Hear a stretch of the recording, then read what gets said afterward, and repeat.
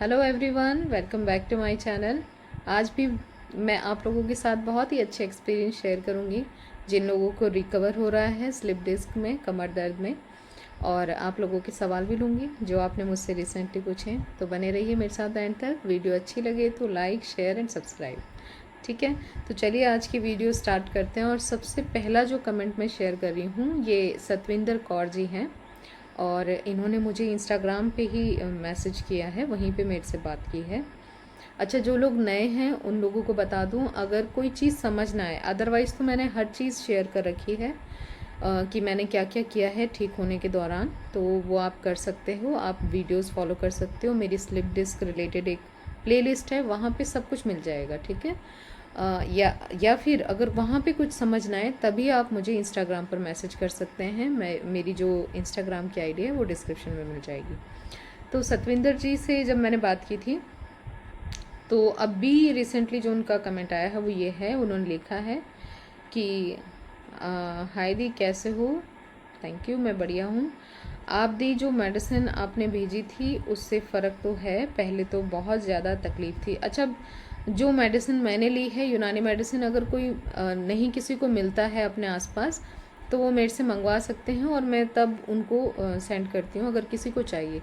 Otherwise तो आप किसी से पंसारी की शॉप पे भी वो मिल सकती हैं, या किसी यूनानी डॉक्टर या हकीम से कंसल्ट करके आप ले सकते हो। ये आपकी इच्छा है, आपको जैसा ठीक लगे। ठीक है जी। तो इन्होंने लिखा है कि पहले तो बहुत ज़्यादा तकलीफ़ थी, हमेशा रोती रहती थी मैं, प्रिकॉशंस तो नहीं कर पा रही थी। मेरी मजबूरी है, घर में कोई नहीं है काम करने वाला, बट फिर भी पहले से रिलीफ है। थैंक्स दी, आप हमेशा खुश रहो। बहुत बहुत शुक्रिया आपका। मैंने 6 मंथ बहुत ज़्यादा तकलीफ़ झेली है, बता भी नहीं सकती। बस आपका वीडियो देखकर थोड़ा खुद को संभालना था। तो बहुत बहुत शुक्रिया सतविंदर जी, आपने भरोसा भी किया और यकीन करके उन चीज़ों पे अमल भी किया जो मैं बताती हूँ। जब आपने लिखा है कि मैं सिर्फ रोती रहती थी, तो आप सोच नहीं सकते कि बहुत से मोस्टली पेशेंट जो हैं, जो बिल्कुल लेट जाते हैं ना, जिन जो अपने निजी ज़िंदगी के जो डेली लाइफ के जो काम हैं वो भी नहीं कर पाते हैं, वो फिर रोते ही रहते हैं। और मैं उनमें से एक हूँ। मैंने वो दौर देखा है, जब कोई मुझसे शेयर करता है ना तो मुझे एकदम से वो क्लिक करती हैं वो बातें, वो सीन याद आते हैं जहाँ मैं लेट के सिर्फ रो रही थी और मैं सिर्फ ये सोच रही थी कि काश कोई आके मुझे फिर से खड़ा कर दे किसी तरह से, मतलब मैं फिर से पहले जैसी हो जाऊँ।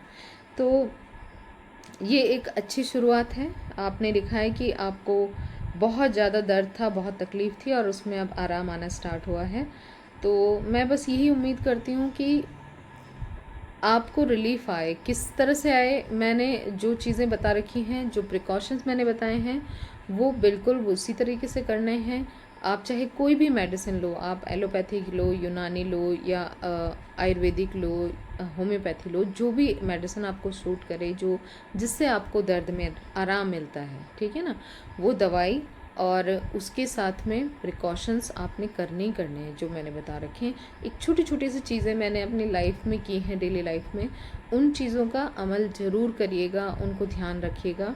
मैं बताती रहती हूँ वीडियोस में, जिनको नहीं पता है पहले तो वीडियोस फॉलो कर लें, तो आपको खुद ब खुद ही पता चल जाएगा, क्योंकि मैं बीच बीच में बताती रहती हूँ। ठीक है ना।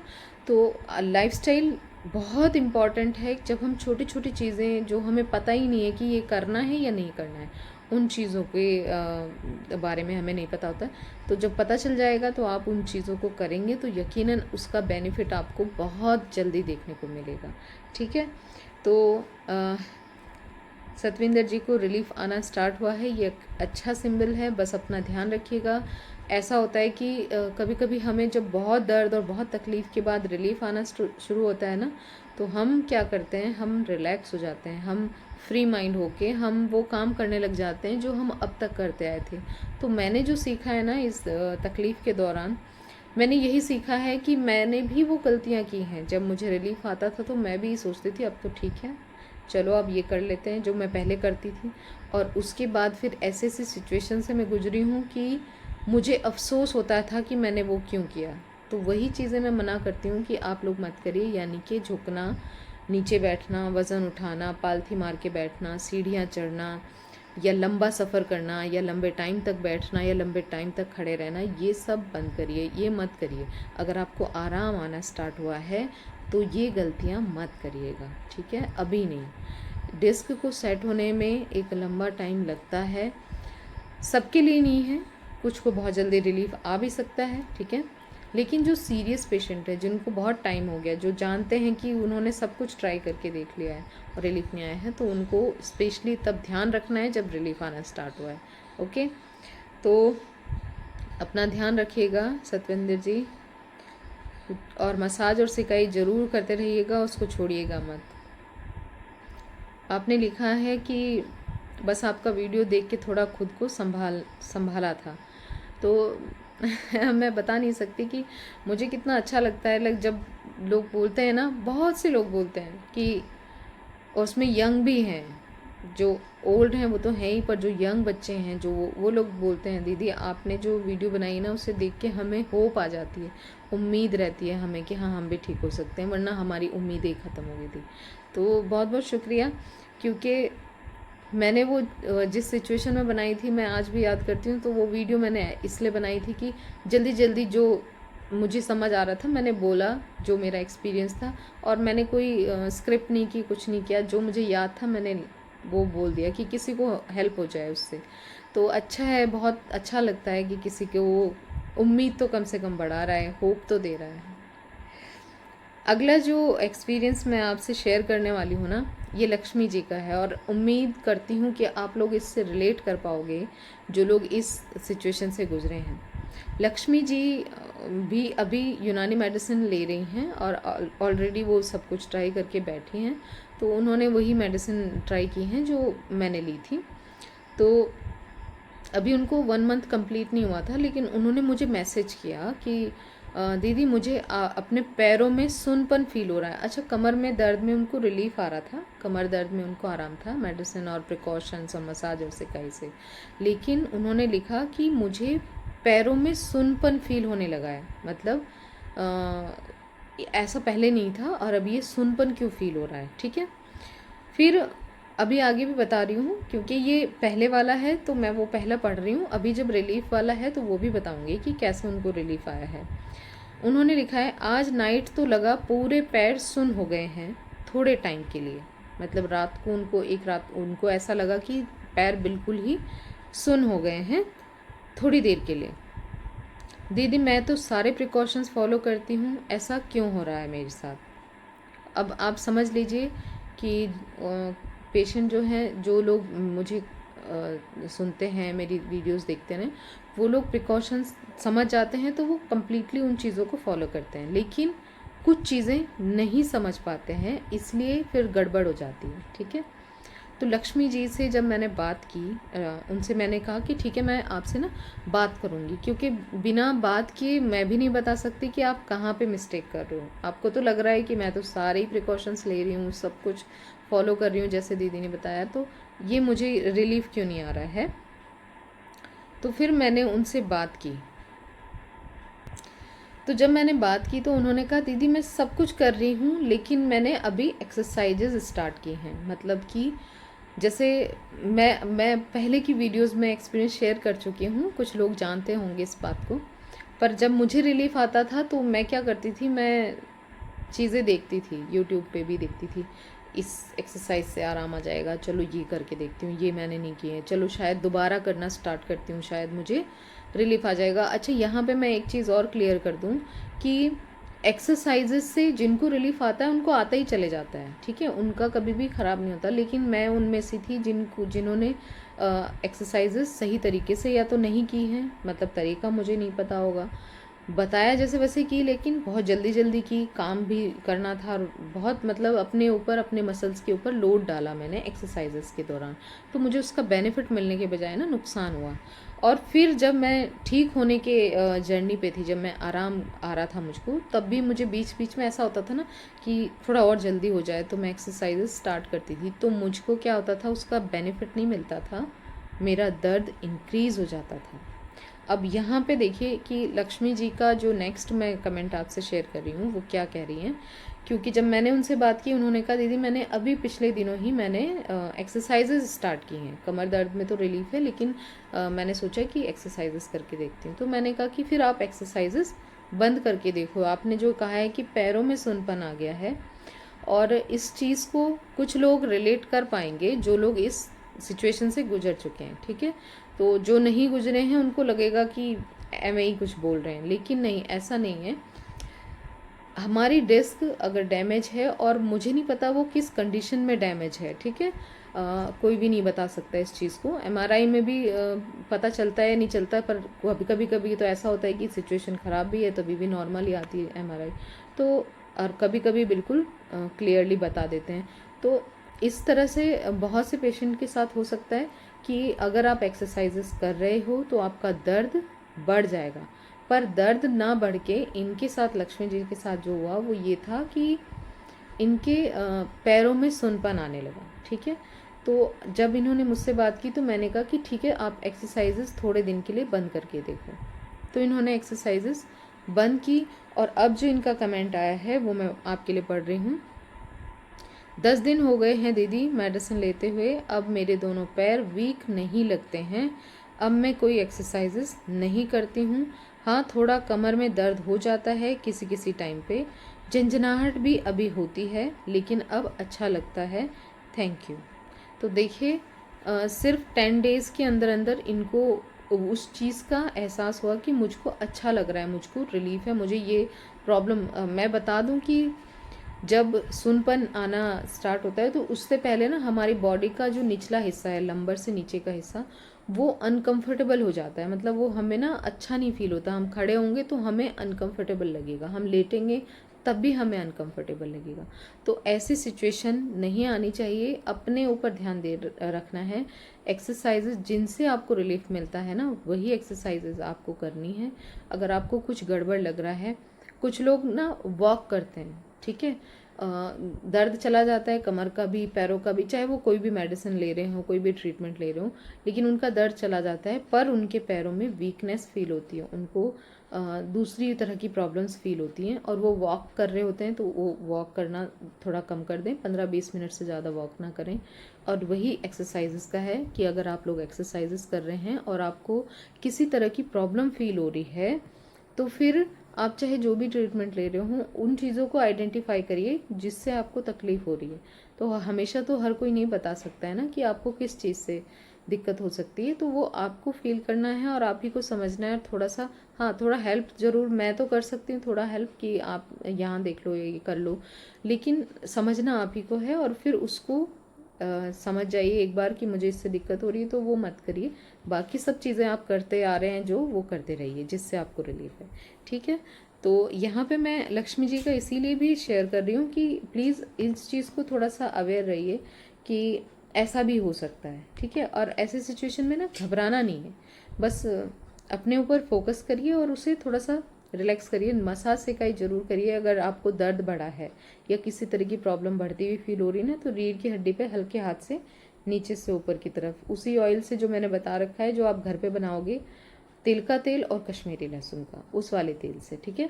तो उसको बनाने का, पकाने का तरीका मैंने वीडियो में बता रखा है, लिंक आपको डिस्क्रिप्शन में मिल जाएगा, तो उसको देखना है। उसी तरीके से मसाज सिकाई करिए। जो सूजन आ जाती है ना एकदम से, अगर कोई दिक्कत बढ़ी है, दर्द बढ़ा है, चाहे सुनपन आया है, तो उससे आपको वहाँ की मसल्स रिलैक्स होंगे मसाज और सिकाई, तो वो ज़रूर करिएगा, ठीक है जी। आई होप लक्ष्मी जी के एक्सपीरियंस से आपको भी थोड़ा सा आइडिया हुआ होगा, ठीक है जी। अच्छा, एक और कमेंट में ले रही हूँ, ये तनिष्क माहेश्वरी जी का है, और इन्होंने क्या लिखा है वो भी पढ़ रही हूँ आपके लिए कि दीदी मैं बिल्कुल ठीक हो जाऊँगी ना, इन्होंने लिखा है। और इन्होंने लिखा है कि मुझे फ़ायदा तो बहुत है, पहले तो मैं बेड पे अकड़ी हुई बैठी थी, पर अब मैं आराम से बैठ जाती हूँ, बस थोड़ी अकड़न ऊपर रह गई है। अकड़न के बाद क्या स्लिप डिस्क ठीक हो जाती है? अच्छा, यहाँ पे मुझे बिल्कुल क्लियर नहीं है तनिष्क जी कि आप मेडिसिन कौन सी ले रही हैं। आप जो भी मेडिसिन ले रही हैं, पर मेरे हिसाब से ये है कि मुझे लगता है आपने प्रिकॉशंस अपनाने स्टार्ट किए हैं, और ये आप शायद कर रही हैं जिससे आपको बेनिफिट लग रहा है। इन्होंने लिखा है कि अकड़न के बाद क्या स्लिप डिस्क ठीक हो जाती है? देखो, एकदम से तो कुछ भी नहीं होता है मेरे हिसाब से, जो मैंने देखा है अपने उसमें, कि पहले अकड़न थी, बहुत ज़्यादा स्टिफनेस, बहुत ज़्यादा जकड़न थी, मसल्स बिल्कुल सपोर्ट नहीं कर रहे थे, रीढ़ की हड्डी चुभती भी महसूस होती थी, ठीक है।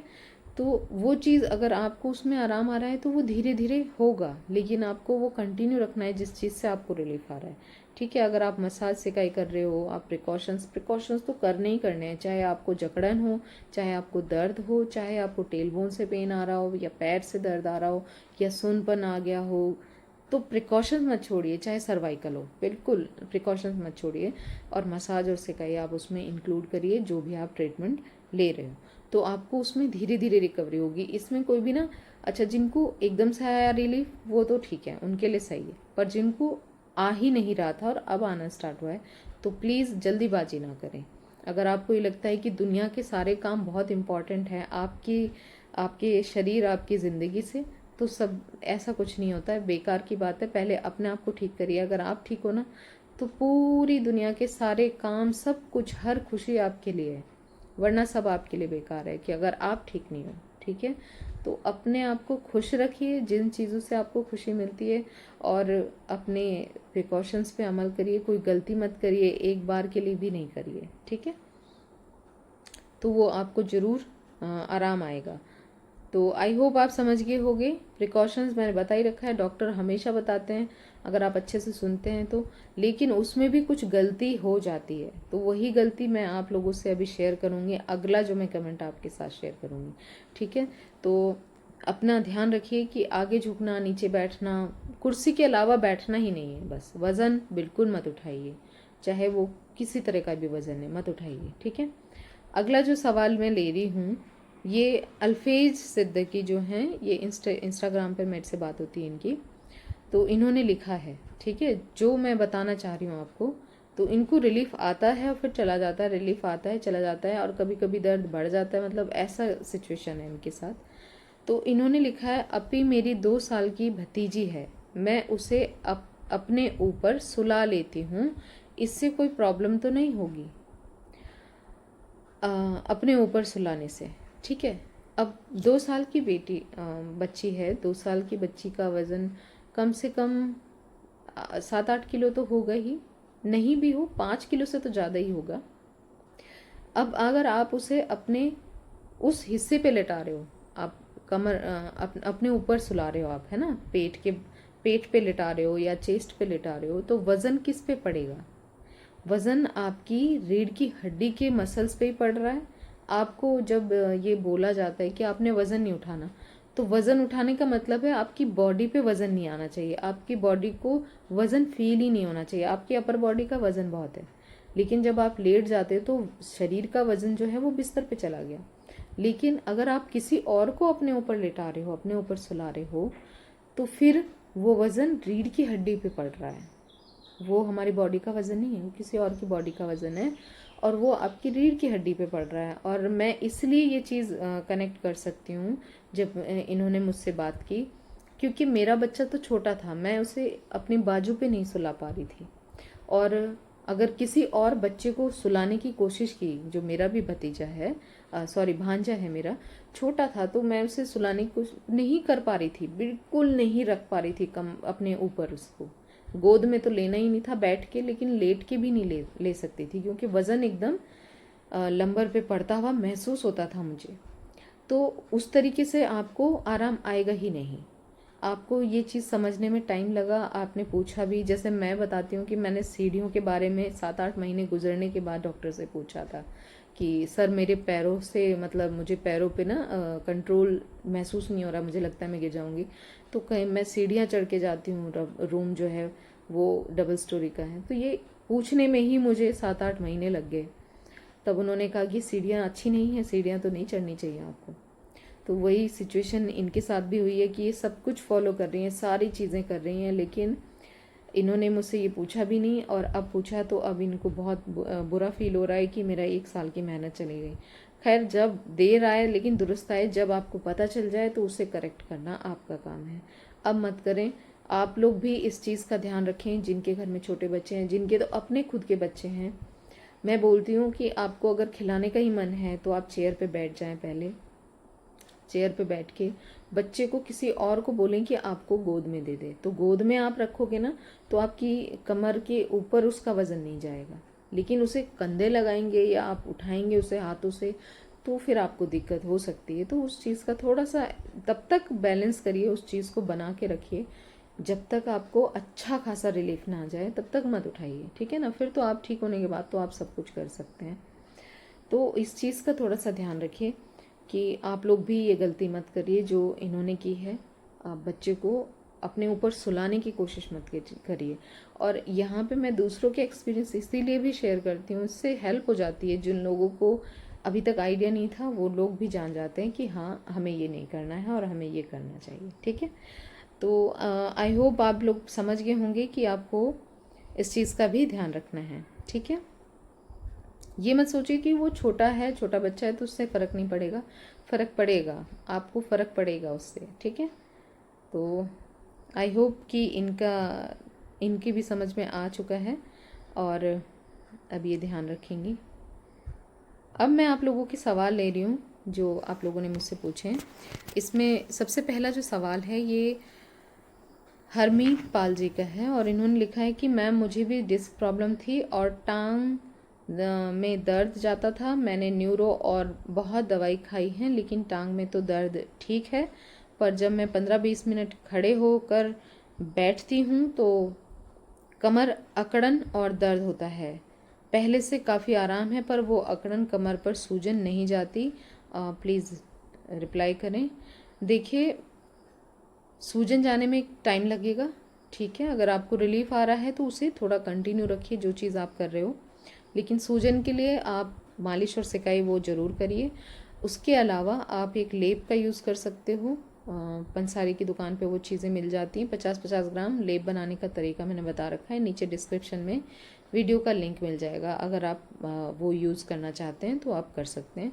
खासकर सर्दियों में वो अच्छा है, आप उसे यूज़ कर सकते हैं, पर करके देखिए, ठीक है, सूजन के लिए। और 15-20 मिनट से ज़्यादा खड़े होना ही नहीं है, इस चीज़ का ध्यान रखिए। तो मैं हमेशा बोलती हूँ 15-20 मिनट से ज़्यादा एक पोजीशन में नहीं रहना है, खासकर जब आप या तो खड़े हो या तो आप बैठे हो। 15-20 मिनट अगर बैठे हुए हो गए हैं तो लेट जाइए या थोड़ा वॉक करिए, पर रेस्ट जितना लेट के आप करोगे ना उतना आपको अच्छा है, आपके लिए अच्छा है, ठीक है। प्रिकॉशन सारे करिए जो भी आपको बताए हैं या आपको डॉक्टर ने बताए हैं या मेरी वीडियोज़ में आपको पता चले हैं, सारे प्रिकॉशंस करने हैं।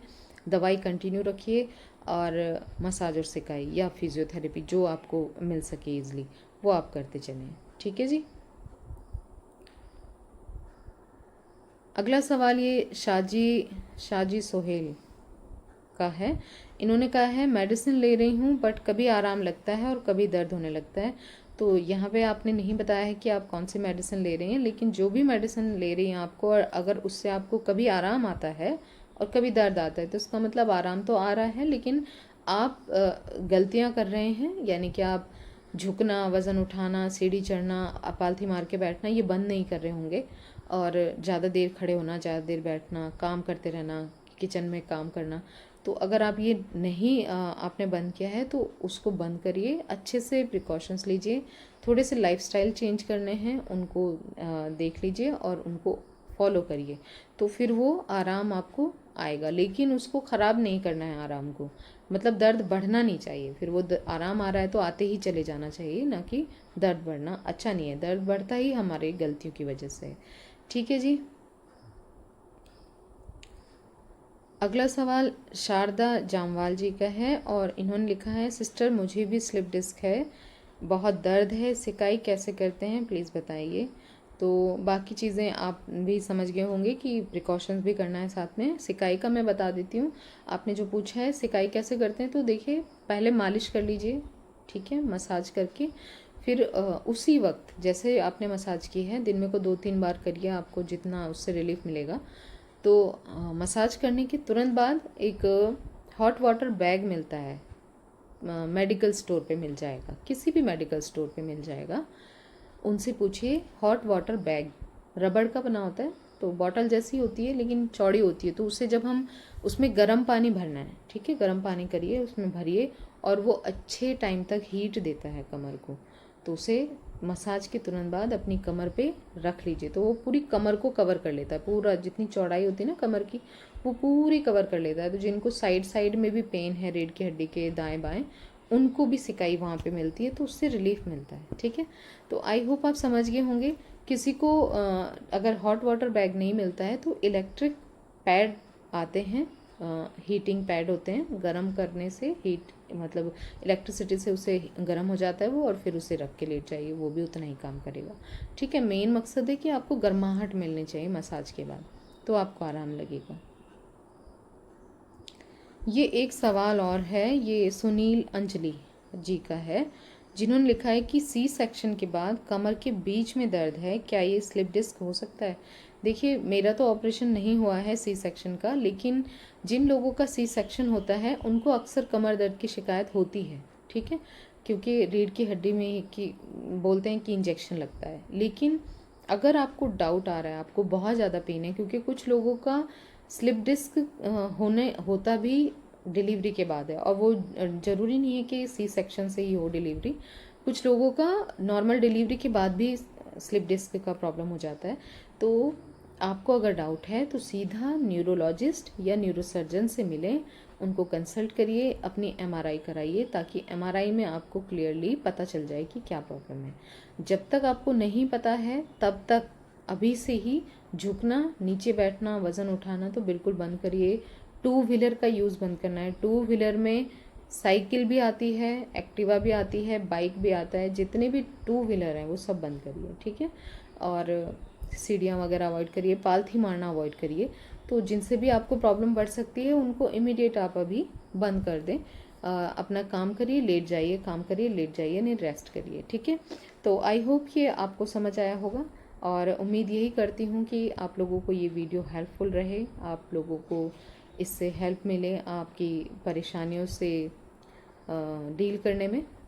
तो बस आज के लिए इतना ही, और वीडियो अच्छी लगे तो लाइक, शेयर एंड सब्सक्राइब। मिलते हैं नेक्स्ट वीडियो में।